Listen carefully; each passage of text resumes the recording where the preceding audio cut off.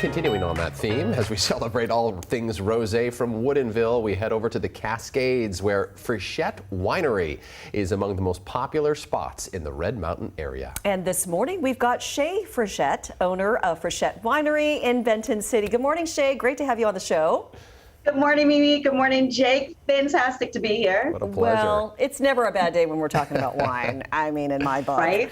We're talking specifically about rosé because tomorrow is National Rosé Day. We've got a glass of a rosé in front of us as we talk to you. So we'll be sipping that as we talk about rosé, which I'm wondering, is it a red or a white wine? Good question. It's neither. It's neither. It is rosé. So it is made with red wine grapes, which is where it gets the color from. And so you'll find rosés in so many different colors. And so I know that's the question folks ask. Is it red or white? But I say it's neither. It is rosé. It's its own thing, right? I love that.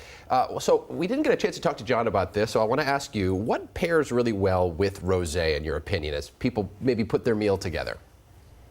You know, I don't know. Air. Great friends, cloudy weather or sunny weather. Oh, but you're talking about food, Jake. So, yes. You know, rosé is one of those wines that it's so diverse. And I think that folks sometimes think that you can't pair rosé with food. So for breakfast, I would have a beautiful quiche with maybe some sun-dried tomatoes in, because you'll find some beautiful acid in rosés. I would go spicy chicken tacos. I love it with Thai food. I love it with Chinese food. I love it with Korean barbecue. I love it with burgers. So as you can see, the list is endless on what you can pair rosé with.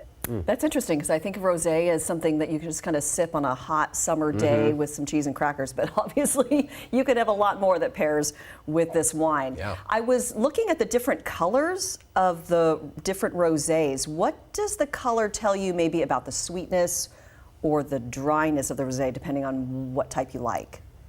Mimi, there's such a misconception when it comes to color or rosé. So for a lot of folks, we think that if it's really dark, then it's super sweet, and that's just not the case. And so you'll find that there are different varieties that lend different colors to rosé. And the way that as winemakers, we can influence that color on if we want it to be lighter or more intense is the amount of time we allow the juice to hang out on the skins. So if I want a really light rosé, I might press off right away. If I want a deeper color rosé, just because I love deep color rosés, then I might allow more skin to juice contact so that I can get that color. But you know what? Color tells us nothing about the sweetness level. It tells us nothing about the quality of that wine. But I say that, you know what?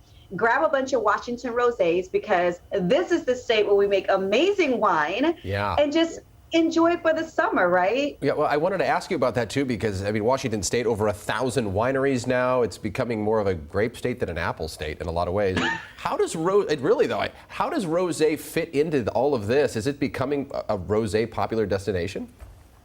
Well, you know, I think that there are emotions tied to rosé, right? And so for us, we think, oh my gosh, we're going into the summer. We just want something a little more chilled.